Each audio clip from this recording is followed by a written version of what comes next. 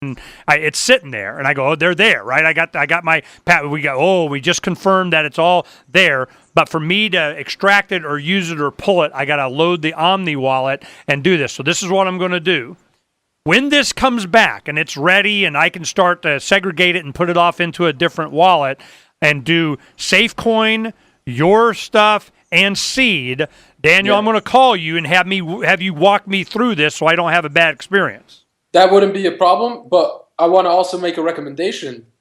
Mr. Ferguson can help you. Who's that? John Fergish. All right, we'll work on it. All right, man, I got to get to my next hour. I'm just saying. He's well, here, just you guys stay there. Hold on a second. Can you go another segment? I actually have to. In fact, I have the call right now. All right. I'll let you guys go. Well, I tell you what, Tim, you hold on a minute, okay, Tim? Cool. All right, we'll be right back. Okay, I'm going to sign off. All right, thanks, Daniel. Because I remember. Nice to speak with you. I remember that I am here not because of the path that lies before me, but because of the path that lies behind me. I remember that for 100 years we have fought these machines. And after a century of war, I remember that which matters most. We are still here! Today, let us make them remember. We are not afraid!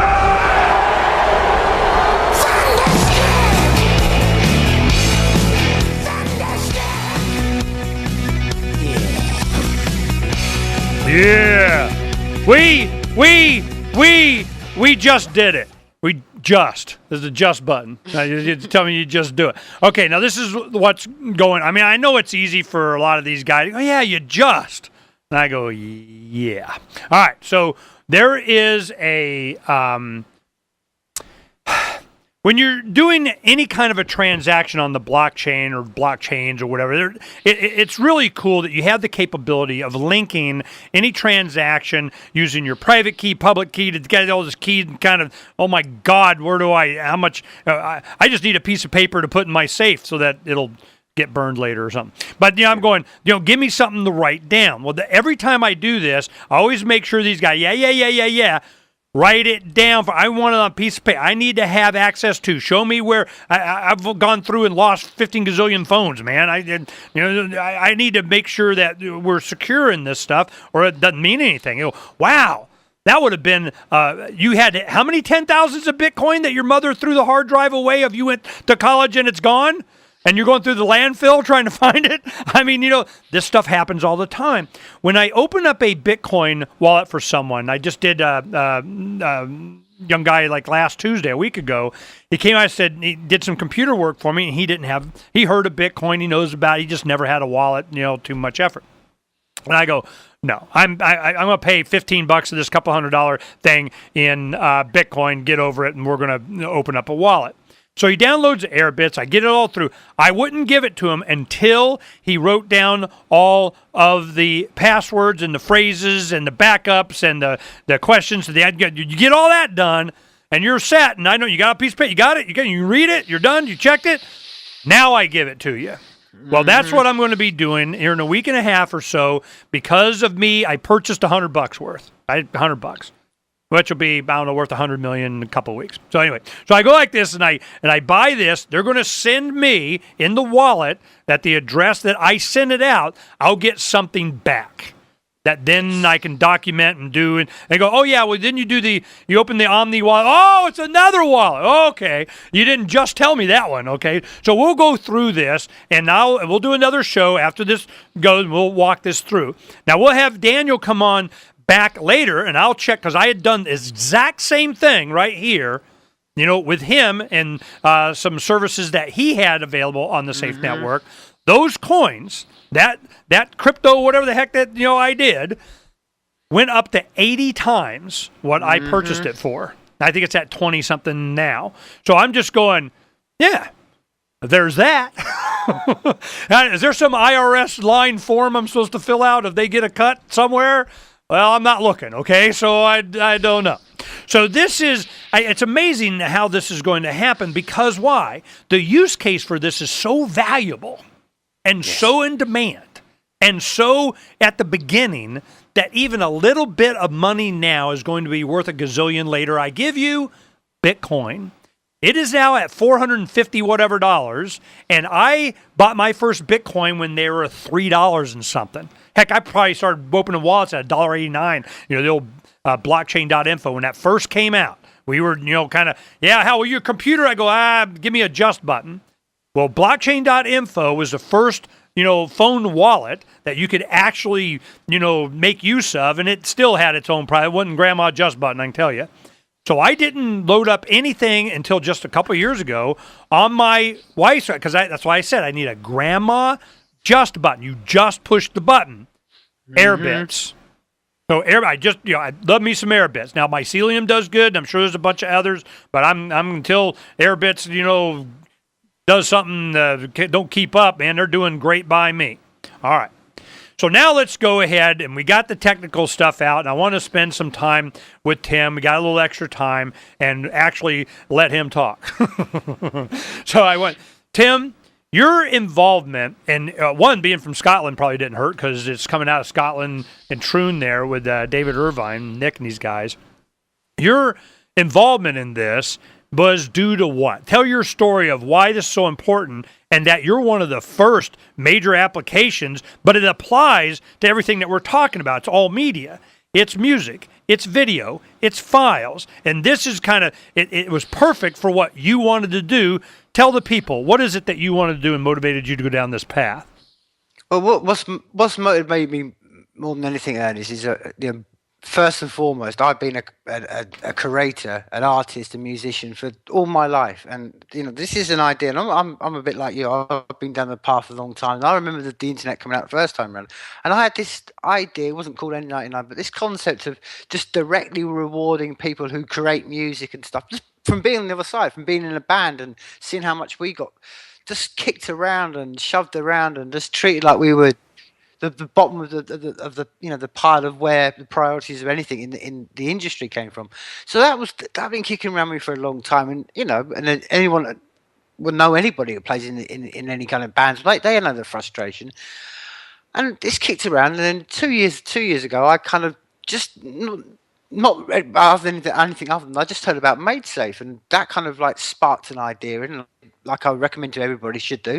Put my head into it, did some research. I went down, spoke to David and spoke to Nick, and we down to see them down the Troon, and really sort of explained to them about how what they were trying to get what they were trying to actually build and actually sort of construct right in front of our in our times, and I kind of like put the two together, and from everybody at MaidSafe, and they were this is what I said, very inspiring to me. It said to me, no, you don't need to be a coder. You need someone like that to coming up with an idea. So I explained my idea, and it was like, yeah, that's great. That's perfect. And ever since, I've just been a case of, as you can imagine, you know more than me, my friend, it's a constant battle against, the forces of people who don't want to listen, but as I said before, when we were discussing, it's like pushing an open door for the every musician, every creative person I talk to, and that's what it's about now. It's just the momentum's there, and this is why I think we're at this paradigm moment, and I wanted to sort of link it really what you were just saying then, because I spend a lot of time, and as you know, I host my own podcast, and I spend a lot of time just focusing on that very question you just talked about there, and it's that just grandma button, because to me it's the complexity of this world we live in that we need to sort of simplify it all. I mean, I'm like you. I mean, I that's why it was fascinating to in this conversation have Daniel on board, because the technical aspects, I mean, I have an overview, but it shouldn't be like that. I don't need to know what's going on behind my laptop to understand what the laptop can do for me, and that's where we need to break these, like you said, these things down to just simple operational things. And that's one of the things that really inspires me about MaidSafe and the whole of the Safe network is, as I said before, one of the great things about N99 is that content will be done instantly from the network. The network itself, no human, no middleman, just automatically the network will reward every piece of content that's going to be played by the time it's done through the mechanism of farming. And again,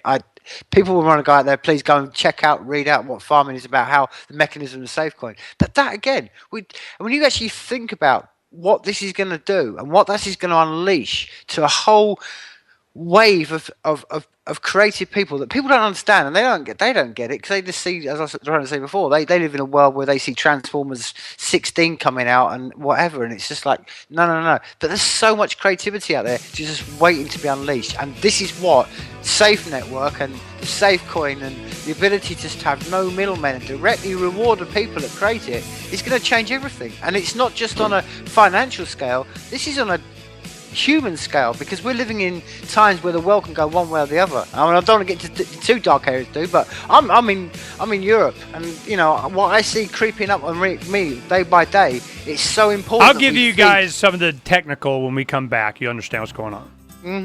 When it comes to investing in precious metals, you need a source you can trust who offers you choices and empowers you to maximize your wealth. That's where Roberts & Roberts Brokerage can help.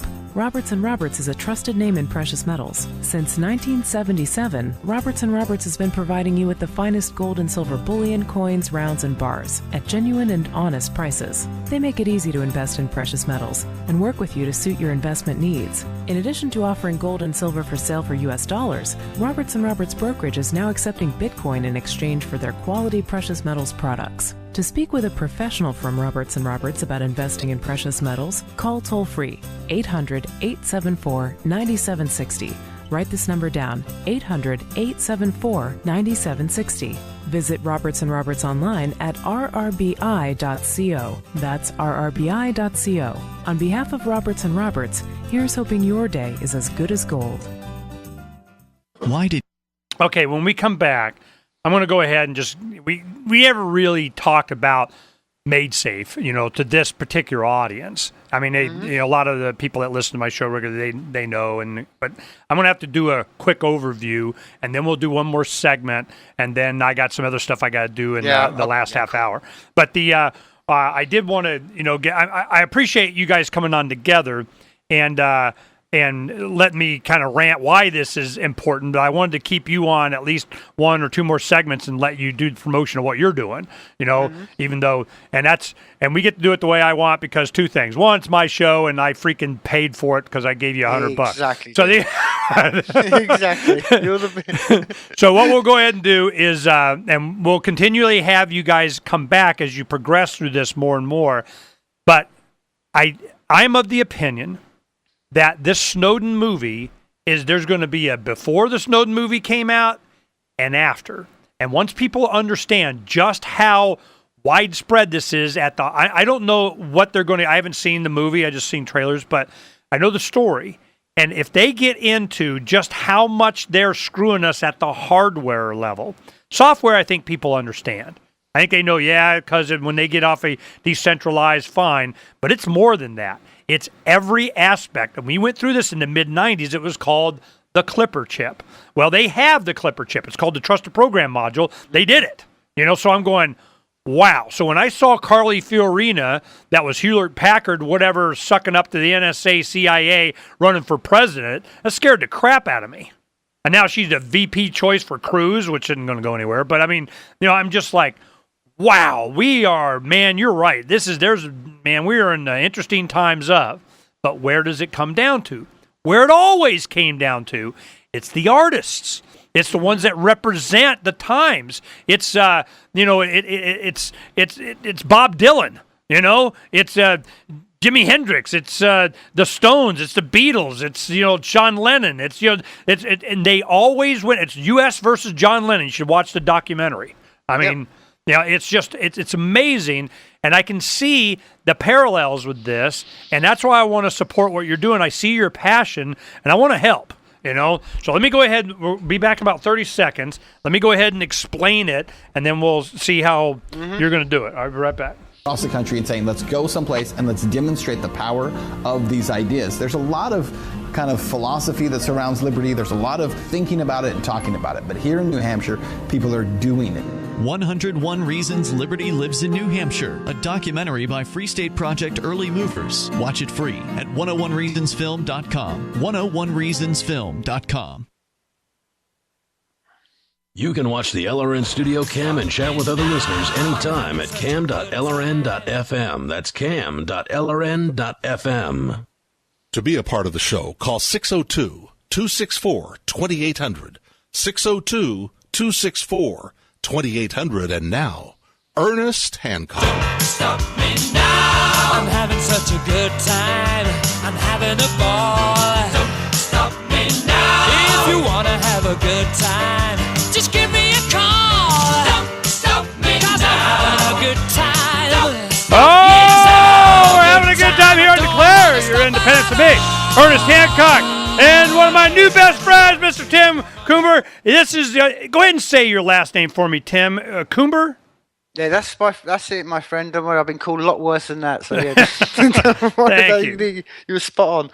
Okay, now this is what I want people to understand. Let me explain. Donna's put in the second hour of today's archive a video that I think it's like 2 years old, but it really explained it well. When they did a crowdsource funding, David Irvine, when they did for MaidSafe, we had talked for like the month before, and once I understood that he was like, this was an example of the solution to what I've been screaming about for freaking ever, years. And I'm going, oh, thank goodness. And I got the Liberty community to take a look at it. And they're going, oh, wow, man, is this, ooh, because it came out of Troon. What happened, it was David Rodriguez from the Texas Bitcoin Conference, me screaming about this, talking to the hackathon that they had and presentation or whatever. He goes, I know you need to talk to. You need to talk to this guy, David Irvine, that I met at just like a week or two before at a Berlin Bitcoin Conference that gave a presentation, and he sounds like you. All right, bring the boy on. So I had him come on the show, and I'm like, oh, my God, is this what, really? Oh, heck yeah. Let me check on, give me your white papers. Let me send it to the community, some Uber geeks that I know that know something about something, and see what they have to say. They were blown away. So then we're going, all right, I went to New York Bitcoin Conference just to meet him. Well, it was Bloomberg and Forbes interviewed and big giant MaidSafe. He wasn't on the agenda. He wasn't on the schedule. At the end of the conference, everybody's done and tired and going home. He got up and got added at the end. Old David is going to talk about. Packed room. A lot of the people there recognized my voice because they heard the show. They had retweeted this like 40,000 times of what, and people were like, man, what? This is awesome. Gave the presentation. Later the next month, that was the end of March, April 22nd was the crowdfunding round of MaidSafe. Now we're going to go 3 months. It's going to take this. We have a bonus plan if you buy and kind of, just like what we just did, with Tim here. I'd go and buy some. Well, when it opened, I was going to be on a plane coming back from Panama, and I said, look, I want to make sure I get this because I know this is going to be way more popular than you think. This 3-month crap.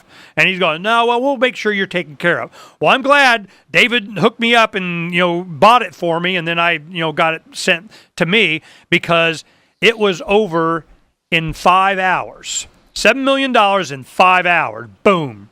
Done. And I go, yeah? Do you understand now? Well, I'm making money on my safe coin just sitting there. This is my retire. I will retire. So when this goes, I know that's going to go stupid. Now you hear Roberts, he went in on 2 or 3. I got to go check my old emails. I can't remember if we got 6 Bitcoin worth. Okay, back, that was some money. So we got 6 Bitcoin worth, and Tim got at least 2, maybe 3. I can't remember. I got to go check. So we were sitting there on there, and we're like, yeah. Because we wanted to support this. He saw it coming too. He could understand the importance of this. So I'm going, all right, what does it do? When I put up a file, there's always, it's a video or something, they cut it down, they break the link, they close down the server where it has, they say you're not allowed, YouTube takes it down, they go after, you're not allowed to have it, copyright violation of, all that. I'm going, I need to where I can just put up 1s and 0s, a file somewhere to make it permanently available forever and always. They never take it down, sucks to be you. Now, the only way you could do that now, I guess, is you could cache it or to make it available online, like Google has cache pages that they used to have available all over. They don't do that anymore, or at least not where you can see it. So I'm going, okay, what happens when I am able to put up a file and it forever and always be there because there's no server? It goes on the unused portions of the hard drive of everybody's computer that signs up that's part of the SAFE network. You get just a piece of a file. It's like they take this 100 pennies, they chop it up into, individual pennies on different computers all over the world, and multiple copies of the pennies in case some computer is down, it's still up, and it reassembles it. It's kind of like Napster for everything. Peer-to-peer, there's no central server to take over. Even if they took my hard drive, it's just pieces of encrypted files. It doesn't mean anything. They can't stop the signal. It is there forever and always. Oh, and what happens? The more that you give access to this network, the more hardware drive space that I do, the greater your bandwidth, the more you get compensated and paid in safe cryptocurrency. So the more popular it is, the more it's replicated, the more money you make, the more it's supported, the faster it goes. It doesn't slow down popular content, it speeds it up. So a lot of people didn't understand that that's a great idea, and in fantasy land of you might be able, and he started this like in 2005. All of a sudden, it's 2008, 2009, 10, Bitcoin comes out. The most powerful computer network on the planet by many times is the Bitcoin network, and it is not centralized. I'm trying to keep it that way. So here we have the ability and demonstration of something that's now got a market cap of billions of dollars, $7-8 billion worth of network and it's right there, and it just spontaneous order created itself, and people are being rewarded for mining the Bitcoin the network. Safe network, same sort of thing, but with not just with currency or Bitcoin, it's with all content. When Bitcoin was able to demonstrate how much this would work and compete with those at the heart of everything, which is their money, and it survived all attack of and the PR campaign. Then they look at David Irvine and they said, you know what? All of a sudden you ain't looking so crazy anymore. Well, then what happens? Tim Coomber, he comes up and he says, I have a content use scenario for this, for artists to be paid for their content to bypass all the middlemen, that the MPAA of we need an encryption and you're not allowed, and surveil everybody so that nobody copies our Disney movie and we can be in control of, and you can't, in intellectual property. Well, whether you're supportive of intellectual property or not, I'll tell you one thing. It's over. It's done. You don't want it out there, don't put it out there. So this is, how do you monetize this kind of content for the creation of original content? Well, you get there first, you put it up, you seed out the address of how to access to, and the more popular it is, more money I get. Okay, cool. Well, that's what YouTube does, except they keep all the money. So I'm going, how far off am I in explaining that? You're absolutely correct there. And I think one of the things that maybe day by day and moment by moment people are really starting to understand, one of the huge to me, and I don't think many people have really got their heads around this, one of the huge advantages of the SAFE network is going to have over every other, the blockchain and everything. We're just going to go in the archive. It's going to be the element of live decentralized database, and it's that word live is the element. The ability to do stuff in a live situation with no 10-minute breakdowns and all the things we were discussing earlier on, Ernest. And what really, like you just said, it's that ability to instantly reward people, instantly feed the creators. And that's what I think is really inspiring about the whole of MaidSafe and what is coming with SafeNet. And this is why I've come along with N99, because as you said before, and this is, you quite eruditely said it right in the beginning of this conversation. The penetration of the internet was 5% in the UK, and then suddenly it went from 5% to what it is now, and that was at the moment that all the content was allowed to go out to the YouTube and stuff, and the content providers started coming along, like YouTube and all these sort of things. And like you said, they were all middlemen. Well, no more. Those days are done. The days now are solely of reward the creators directly. We don't have to have any more middlemen. We can just go to people and say, do you know what? I like that. And do you know why? And this is why it's a real as I said before, on a human level, for me, I want to see a world where, like you keep playing, the Queen, you keep playing, AC/DC and stuff like that. Well, that's what I want. I want a world with that stuff, and and I want to reward those people directly, and no more middlemen. And everybody's got that, and it should be. I want to create a future where we can all turn around to our kids and say, do you know what? Instead of being afraid to be an artist and a musician, it's to say, no, that there is a future for it, and there's a really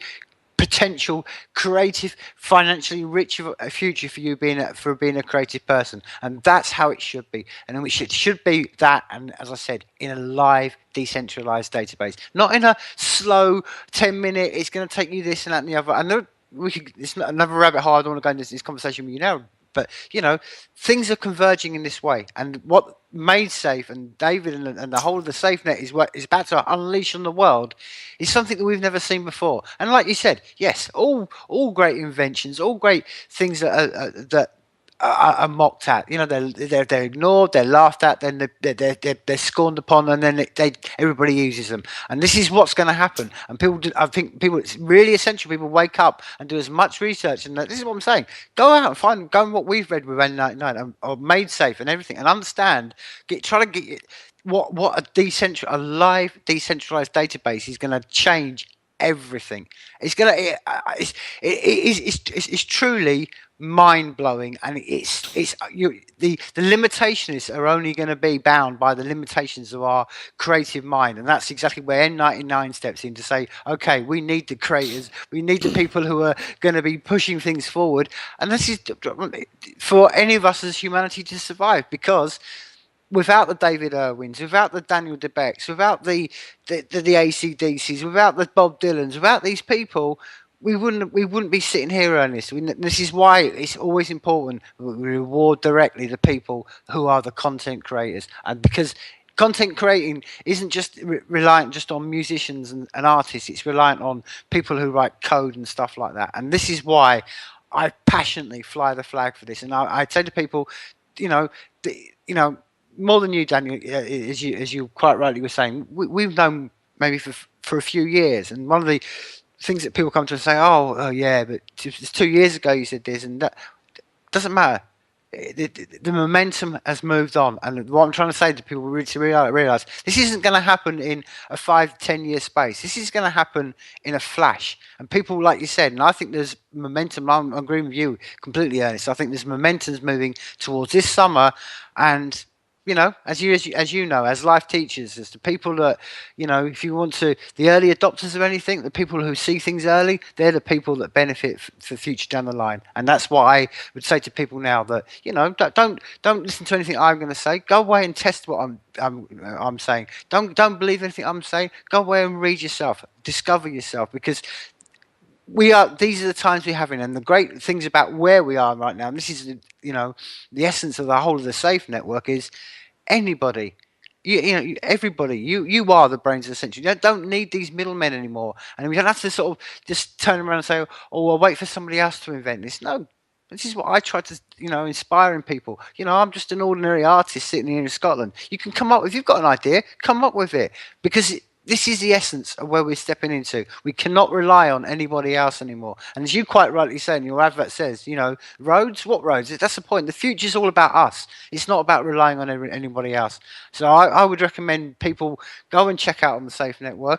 Go and check out what Daniel's done with Safe Exchange. As you said, it's gone through, that's proof of what he's done. And all this has happened before any of this is really live. So if we're starting to see success now, before this stuff is live, well, the future is unknown and it's unwritten. And, I'm just really excited. And thank you, again, for the opportunity and the support that you particularly shown on, your network. And, and that's why my call to people out there is, it always boils down to this, we are fighting against a paradigm, and that's why I put the call out, and I'm really appreciating your support on this, because as I said before, we are fighting a bigger army, a bigger dark forces in this world, and this is why the Crowdsale and all these opportunities is for you people to get involved, and so we can do it, because this is where the the support's going to come from the people. It's not going to come from EMI, and we're not going to get YouTube coming along and supporting us. No, we need everybody's help, and that's the whole great thing about it, because it's not just a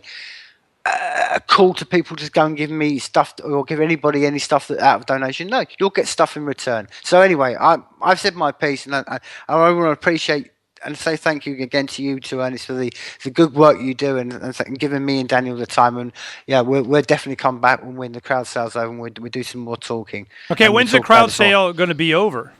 It finishes on May the 11th, so next week, Wednesday. All right, very cool. Well,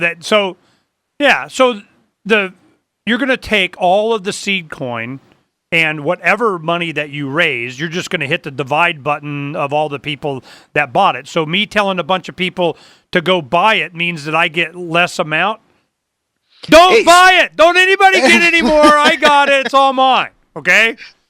Right?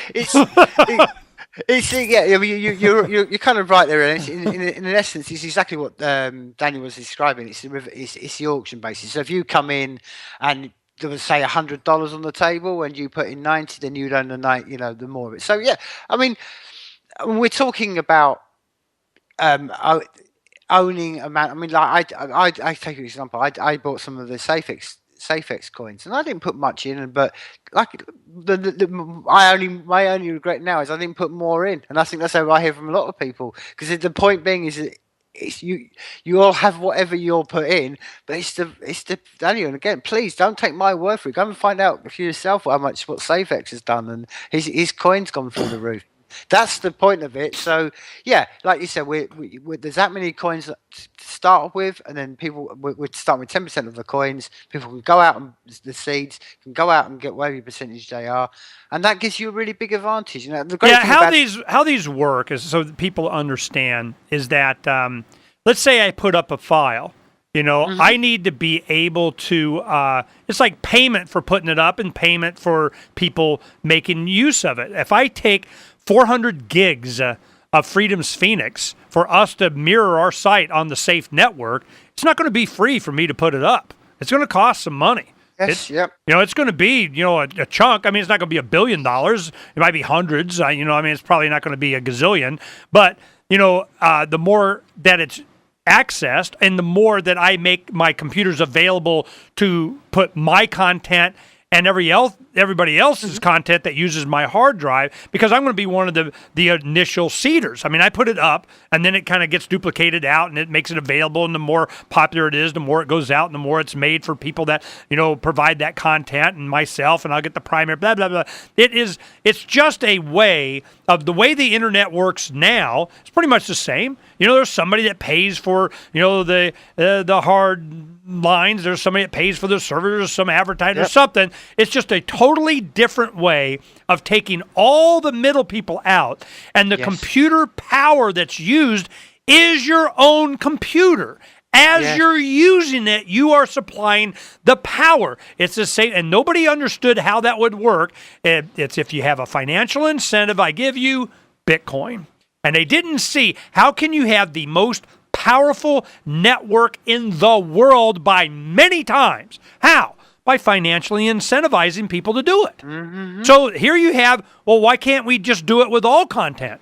Why does it have to be this Bitcoin of just moving stuff around, of the kind of financial aspect? Can't we do it for it? Yeah, you can. Well, David had already been working on that. So I'm just, N99 is a mechanism. It's just an app. It's just a use case for using this network. It's YouTube and Facebook put together. It's just, so I'm going, okay. And that's what I was scrambling. You have to have the ability to make use of it and interface with it. And MaidSafe go, hey, we're just the internet. We're just the protocol. We're just to be able. What you build on this, peace out. Let us know how it works out. Well, Tim didn't waste any time. He's going, I understand everything about the future of, oh my God, here we go. So he's developing it along with the Safe network. When Safe is done, you're right behind it or on it or with it at about the same time. How far off from the opening of the Safe network goes out of beta that you're going to be available? Within an hour? I mean, how long after that? Well, that will, to be true, very concise to you, that will be depending on how much comes from the crowd sale, obviously, because if but I mean, I'm the aim and the focus, and as all intention would be, in whatever level I have to come out with, it will be there the moment, as soon as they're done, because that's I mean, I'll give you a piece of maybe a bit of an exclusive here, Ernest. I mean, I've got a number of bands who are waiting to put exclusive content on N99. I mean, exclusive. It's not going to be available anywhere else. And I'm not talking some little garage bands. So yeah, I've got enough drive behind me and enough kind of pressure behind me from the creative people to get this out as ASAP. That's why I'm there, and that's why we're trying to do it ASAP. And you're actually right to say it's just an interactive app. That's all it's going to be. Just a simple app where you go on, you can put music up, and you'll get rewarded by SafeCoin, and you'll get rewarded by a seed. And then you, as a user, someone who likes it can reward the person with a seed. It's very simple. It's not. I mean, that's what I'm trying to say. I'm trying to break it down to the very simplest point. You like content just like YouTube. You like it, you don't like it, and instead of that going through to YouTube and all you're doing is YouTube's work. This is what happens at the moment. All us creators, we're doing all the work for YouTube. We're putting all the content up for them. We're giving all the advertising. We do everything for them. We don't get anything in return. This is just a simple breaking that down and saying, yeah, we all understand the mechanism how likes work, but now this can actually mean a financial reward for somebody. Now the artist gets something because he can sell seeds on the Safe Exchange. Those seeds are valuable. Those seeds, you might get artists saying, "Do you know what? I'll trade some of my seeds. I require seeds to get myself up a leaderboard on N99. So for that, maybe I don't know, we'll give 5 extra tickets for some gigs or some signed T-shirts." This is. The possibilities are completely, as I said before, only bound by the imagination of where we can think of how we can trade stuff. And that's exactly where the key of Daniel walked in with the Safe Exchange. And I said many times that was an epoch moment, because the ability to exchange with no middlemen, and then you go, oh, yeah, wow, with this on top of the Safe network, with that platform there as well, wow, this is it. And then now we've got the music platform and the interactive platform. Okay, so people understand there's a lot of critics out there. Yeah, how do I pay my electric bill with that? Let me tell you what's going on. They said the same thing about Bitcoin. Bitcoin now can be used for just about anything and certainly converted into cash. You can do it in your bank account if you want. You go on the exchanges, Bittrex or Shapeshift or all these different exchanges. I could go right now, take my Safe coins, and I exchange them for Bitcoin cash out. Done. Now, the thing is, when you put up the content, you get paid right then. Not waiting on YouTube to send you a check, not waiting on somebody and they got a cut and something you can see it as it comes in. When I'm doing Watch My Bit, all of a sudden, on my different speeches I've given or something we put up on Watch My Bit, every now and then I'm getting 80 cents here, 89 cents, 89 cents, 89 cents, 89 cents. I know what that's from. 89 cents is coming from Watch My Bit on one speech that I gave. And it just sits there and makes me money. Well, what happens if, people really like a song I did and it's rocking and rolling one night and oh my God, they bought the t-shirt. Uncovering the secrets. All right, thanks, man. I appreciate you staying on. I'm glad you got to express yourself, a whole segment or two. You went on for what we got to, and I apologize for us not giving you that, earlier in the show, but I think no, dude, it was perfect. It was exactly perfect because I think sometimes that's exactly why Daniel's good at. Sometimes you need to have that bridge between people like me and you and a coder. So it was perfect. Thank you very much for the time, Ernie. I mean, it's been fantastic. I get ulcers in anticipation of you coming back on and giving us more news, and that's going to happen when you're done. Remind us, send us an email, send something to Donna and me, and that your crowd sale was done and you distributed and kind of done, and I'll look, and then that's when I'll have Daniel walk me through getting all my crap organized, because damn. And fortunately, I did everything on paper in my safe, in case whatever, because I'm just one of those guys, Well, I think that'd be quite good. I mean, maybe, like I say, we definitely have to get back on, maybe when the crowd sale finishes. And again, to talk about, we should briefly spoke about today, we can discuss SafeX as well, because what he's done with SafeX is nothing short of astounding. And I know you don't maybe watch what's going on with the value of it, but Wow, when it got to 20 times, 80 times, I was like, well, Daniel, Well, see, I understood to invest. I did the same thing with him that I'm doing with you now. Because I understood why he was doing it. The main thing is that what he's doing when you put up. God, I'm trying to remember the show. When you put up content, you're needing to be able to tag it or watermark it or seed it or something, and you need some kind of a cryptocurrency that allows you to interface with doing that, and on top of the SAFEnetwork, and he goes, and that's what I'm creating. I can see the need for having this that will label it of you get the something, and I can't remember how the explanation went, and it made a lot of sense to me. I go, okay, I can see where that would have value. Well, it's going to be. They're going to be like Bitcoin. They're going to be down to, the 100 millionth version of it. It doesn't have to cost a lot. It might be a quarter of a cent to be able to put something up and keep it there, but you're going to have that quarter of a cent. I mean, you're going to need it somehow, somewhere from something in a form of a cryptocurrency to lock that data in and that it's yours and that it's the original, whatever. So I'm going, okay, so I buy $100 worth. I got enough to last me for like the rest of my life, right? He goes, yeah. Mm-hmm. But you probably want more because it'll be worth $1 gazillion. And I go, well, I'll start off with $100. It went up, 80 times, and I'm like, damn, I probably should have got me more. Yeah, exactly. So that's I'm going to wish I got more with you too, but that's not my getting rich off this and making the money. I never go into this with the idea that I'm going to get rich. That's not my richness. Comes from supporting you guys to do it. My richness comes from showing that there's a free market demand for this kind of concept. That's what I want because it frees my grandchildren. That's what the motivation, the whole thing is. So that's why. And with that, my friend, that is exactly I can't even top that. So with that, I'm going to get off. I'm going to get off, man, because I've actually got to go out so I've got to pop out now anyway. Man. All right. I'll definitely be in contact. We'll maybe get a show done after we've done the finish. Yeah, done. Yeah? Deal. Let's let us know. Peace, brother. Thanks for staying with me, Tim. I appreciate it, man, for all the help, and good luck. And yourself, dude. Have a good afternoon, man. Bye.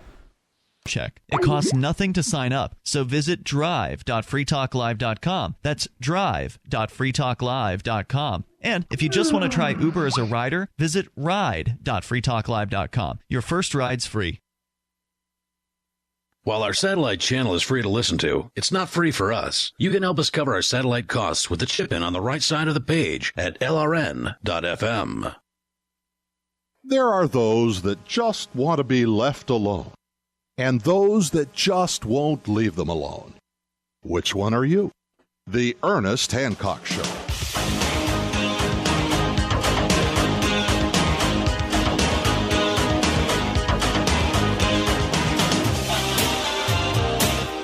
Yeah, interesting, is it not? See, the thing is that, I know it's complicated. It's way more than even I can understand on a technical level other than, can you do this? Yeah.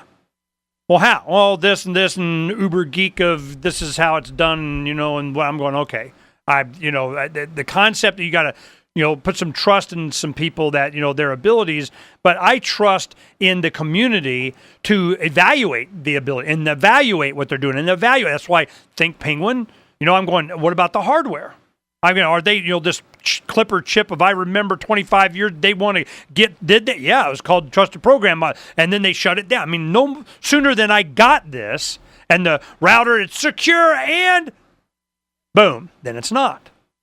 And he comes out and he says, look, they're not everything that I wanted to do and to have a NSA free hardware, they're making it where you can't. So all of this stuff that they're doing, they're going to compromise you at the device level. Your actual phone, your actual tablet, your laptop, your PC. It's got a separate Wi-Fi, and they want to know which one you got if they didn't already know. They just drive by your house with a little RFID scanner, just like they're reading RFID of not just that you got a can of Coke, it's which can of Coke that they've ever made. There's that many numbers that they can get on an RF, and all it is just a series of numbers that they can know which device you have, what the frequency is, how it will be tapped. If you allow this to happen, oh, we got this. If they can, they are. I just need to find. I go, can they? Well, of course, I just need to know if they can. Well, you think they? Yeah, of course they do it. You just need to know if they can or not. So we need to make it to where they can't. So that's what we're working on. So I'm just, you look at, can it be that corrupt? That was the whole thing. When I was talking to the gentleman, I was flying back yesterday, and he's watching The Big Short. Now, come to find out, he's in investment in commercial real estate for big life insurance companies. That's what he did out of Atlanta. And the boy had skills, okay? Lots of money. He got his cut. He pays off all his crap. And all those people, oh, yeah, here's my $1 million if I want an annuity that pays forever at 6% of inflation's 20 and it's gone. I'm just going, are you certain? Oh, yeah, I hear this all the time. I get guaranteed 6% return.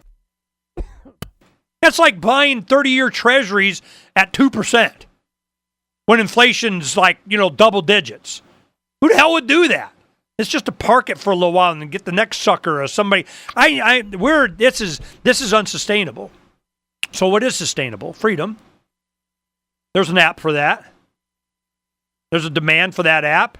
Did you invest in that app? What do you think Apple represented? You remember the old Big Brother commercials with the girl swinging the big hammer and she, boom, throws it in and freedom! That was Steve Jobs' whole concept in the marketing of what we're going to free ourselves from all of this by having computers on our own desk. And look what happened. Exploded. But then the man wants to get inside your head. I realized I remember I was recovering from getting burned in 94, early 95.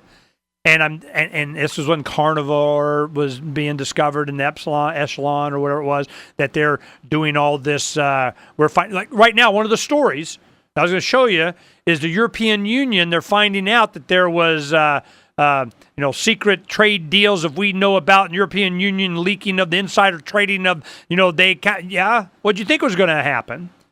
It was a member of parliament in the British parliament gets up and said, what the hell? The United States intelligence community is getting access to all the bidding process and the encryption of we getting for military-industrial complex competition of Lockheed gets to do the Airbus they're making and kind of they knew before because they're tapping the entire infrastructure of all email, faxes, and everything. They knew what was going on, so they would underbid them by $1 or some crap.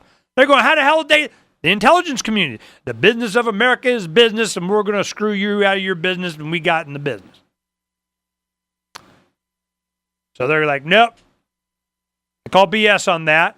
Then they do the European Union, so they started doing it. And it's all coming out because they don't have secure communication. And whatever they think is secure, it's not that secure. You look on Freedom's Phoenix front page today. Let's go over some of them, and you'll kind of see what I'm talking about. All right, here is Fareed Zakaria, whatever how you say his name, is debating Edward Snowden. The question is, government should have lawful access to any encrypted message or device. Moderated by Barton Gelman, senior fellow at the Century Foundation, hosted by NYU, New York University, Wagner, and the Century Foundation, blah, blah, blah. There it is, man. We can watch the debate. I'm going to watch that later. Another conspiracy theory confirmed. Information of many macroeconomic announcements is known by some market participants in advance. From the European Central Bank. Remember when it was merely another conspiracy theory that some traders trade with zero risk, with the benefit of leaked material, non-public information? As of moments ago, it is merely the latest conspiracy fact, confirmed by none other than the European Central Bank, which earlier today published a research paper which finds substantial informed trading before the official release in 7 of 21 market-moving U.S. macroeconomic announcements. So it's just, they just admitted 7 of 21 market-moving announcements. It was known by insiders, and they made a bunch, and it's not yours now. I'm so shocked.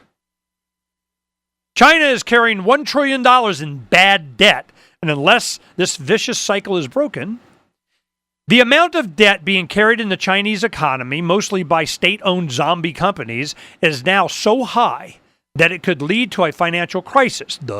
According to Macquarie analyst Victor Shivitz and his team, unless the vicious cycle is broken, financial crises, or at least a sharp slowdown, is an inevitable ultimate outcome, he wrote in a note to investors in April 20th, which was what we've been screaming for freaking ever. By the time you see this and they're already talking at Business Insider or at, Associated Press or Fox News or something, we've been screaming about it for at least 3 days, 3 weeks, 3 months, 3 years. I mean, it's always been the big three. I call it the threes. It's always, you start seeing it philosophically at least 3 years in advance.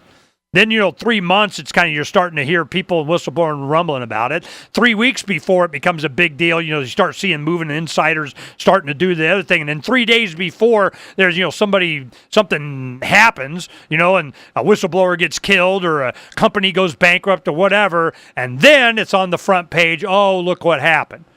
While you got your investments and all your retirement in, you got screwed. Why? Because you didn't listen 3 years before when philosophically it was unsustainable because Ron Paul warned you and you didn't listen. See my point?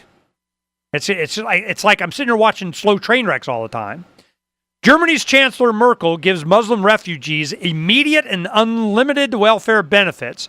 But if you're a German or a European Union citizen, you get thrown under the bus, you got to wait up to 5 years.